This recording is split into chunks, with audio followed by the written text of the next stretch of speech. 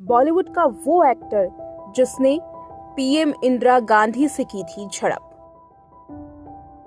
इंदिरा गांधी के खिलाफ आवाज की थी बुलंद। इमरजेंसी के खिलाफ विरोध करने पर बैन करा दी गई थी मनोज कुमार की फिल्में। कोर्ट पहुंचे मनोज कुमार को इंदिरा गांधी के खिलाफ मिली थी जीत। जानते हैं इंदिरा गांधी और मनोज कुमार के झड़प का ये दिलचस्प किस्सा। नमस्कार, आप देख रहे हैं नेक्स्ट 9 लाइव। मैं हूं आपके साथ अंकिता मिश्रा। बॉलीवुड इंडस्ट्री का एक ऐसा एक्टर जो किसी से भी नहीं डरता था, यहां तक कि प्रधानमंत्री से भी नहीं। आज एक ऐसे एक्टर के बारे में खुलासा कर रहे हैं जिसने प्रधानमंत्री की सरकार पर न केवल मुकदमा जीता बल्कि बेबाकी से अपनी राय रखी। हम बात कर रहे हैं यहाँ दिग्गज एक्टर मनोज कुमार की, जिन्होंने 30 दशक से इस बॉलीवुड इंडस्ट्री पर राज किया। 3 दशक से मनोज कुमार की फिल्में लगातार पसंद की जा रही थी। भारत कुमार के नाम से उन्हें जाना जाता था। उनकी देशभक्ति वाली फिल्मों से उन्हें एक अलग नाम मिला, एक अलग पहचान मिली। मनोज कुमार के यूं तो ढेर सारे किस्से हैं जो बताए जा सकते हैं, लेकिन आज के किस्से के बारे में अगर हम बताएं तो ये वाकई काफी हैरान कर देने वाला है। मनोज कुमार ने अपने समय में तत्कालीन प्रधानमंत्री इंदिरा गांधी सरकार के खिलाफ मुकदमा लड़ा था। ये तब की बात है जब इमरजेंसी लगी थी। उस वक्त न केवल उन्होंने प्रधानमंत्री सरकार की आलोचना की थी, बल्कि उनके खिलाफ जो केस दर्ज करवाया था उसमें जीत भी हासिल कर ली थी। ऐसे थे मनोज कुमार। चलिए आपको बताते हैं कि आखिर इंदिरा गांधी सरकार के खिलाफ मनोज कुमार ने अपना मोर्चा क्यों खोला था और कैसे उनको जीत मिली थी। देखिए हमारी मनोज कुमार की याद में ये स्पेशल रिपोर्ट। दिग्गज एक्टर मनोज कुमार का निधन हो गया है। उन्होंने अपनी फिल्मों और एक्टिंग से दर्शकों का दिल जीता था। मनोज कुमार ऐसे एक्टर थे जिन्होंने अपनी फिल्मों के जरिए देशभक्ति और सामाजिक संदेश दिए। उनके निधन के साथ ही सिनेमा जगत में एक शोक की लहर है। हमेशा ही मनोज कुमार की एक अमिट छाप छोड़ने वाली छवि लोगों को काफी पसंद आती थी। आज मनोज कुमार का किस्सा इंदिरा गांधी से जुड़ा हुआ है। एक ऐसा किस्सा आपको बताने वाले हैं जो इमरजेंसी का था। दरअसल मनोज कुमार ने इंदिरा गांधी की इमरजेंसी का जमकर विरोध किया था।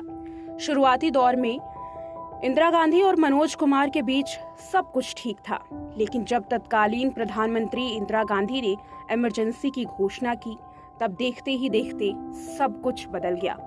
इस दौरान में जो फिल्मी कलाकार इमरजेंसी का विरोध कर रहे थे, उन्हें बैन कर दिया जाता था। इन सितारों की फिल्में रिलीज ही नहीं की जाती थी। लेकिन मनोज कुमार ऐसे डेयरिंग एक्टर थे जिन्होंने इमरजेंसी का खुलकर विरोध किया था, तो उनकी फिल्मों पर भी बैन लगना शुरू हो गया।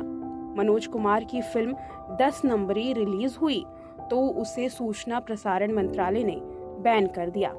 इसके बाद जब शोर रिलीज हुई तब ऐसा ही कुछ देखने के लिए मिला। शोर के डायरेक्टर और प्रोड्यूसर दोनों ही मनोज कुमार थे।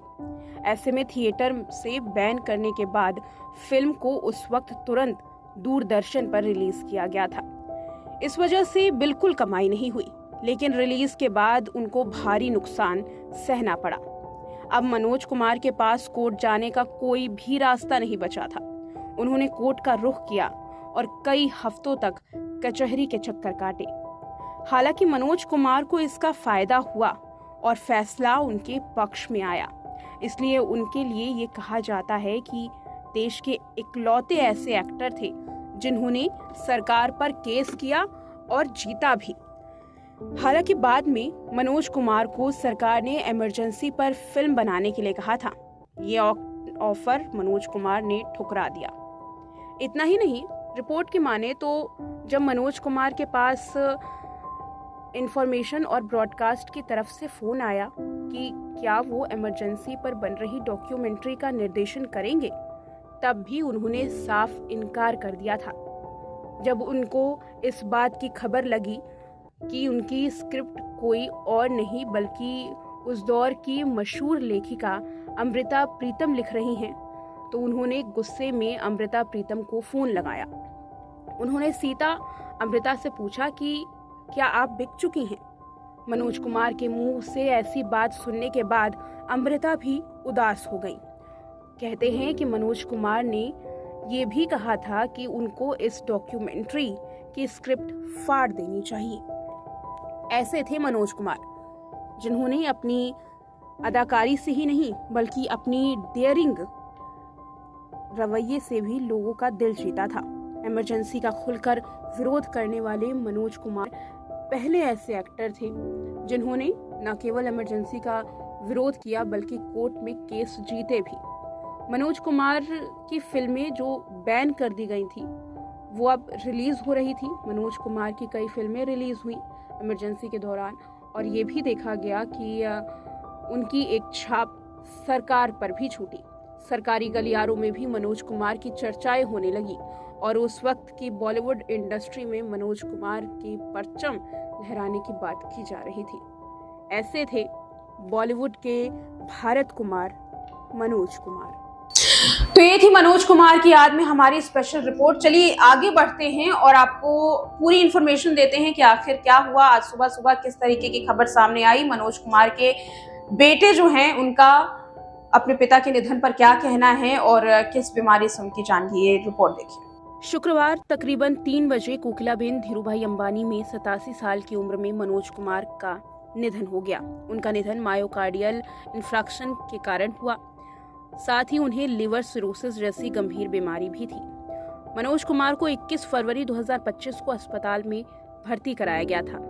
बता दें, मनोज कुमार ने 1957 में फैशन से अपने करियर की शुरुआत की थी। ये उनकी पहली फिल्म थी, जिसके बाद 1960 में आई फिल्म कांच की चूड़ी से उन्हें पहचान मिली। इतना ही नहीं, बतौर लीड एक्टर उन्होंने काम किया था। इसके बाद मनोज कुमार ने उपकार, पत्थर के सनम, रोटी कपड़ा और मकान, सन्यासी, क्रांति जैसी हिट फिल्में दी और उन्हें देशभक्ति के लिए भी जाना जाता था। देशभक्ति में काम करने वाले मनोज कुमार का नाम भारत कुमार पड़ गया।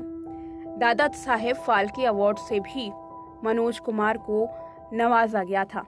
बता दें, वो बेहतरीन एक्टर ही नहीं बल्कि एक शानदार निर्देशक भी थे। उन्होंने न सिर्फ दमदार अभिनय से अपनी छाप छोड़ी बल्कि निर्देशन में भी अपना जौहर दिखाया था। इसी की वजह से 1992 में राष्ट्रीय फिल्म पुरस्कार पद्मश्री और 2015 में दादा साहेब फाल्के अवार्ड से उन्हें नवाजा गया था। है प्रीत जहाँ की रीत सदा, पत्थर के सनम, मेरे देश की धरती, महंगाई मार गई जैसे गाने उनके काफ़ी ज़्यादा हिट हैं। इसके अलावा मैं ना भूलूंगा, नैना बरसे, रिमझिम रिमझिम गाने भी लोग खूब पसंद करते हैं। तो मनोज कुमार को लेकर के आज के इस रिपोर्ट में इतना ही। तमाम खबरों के लिए देखते रहें नेक्स्ट 9 लाइव।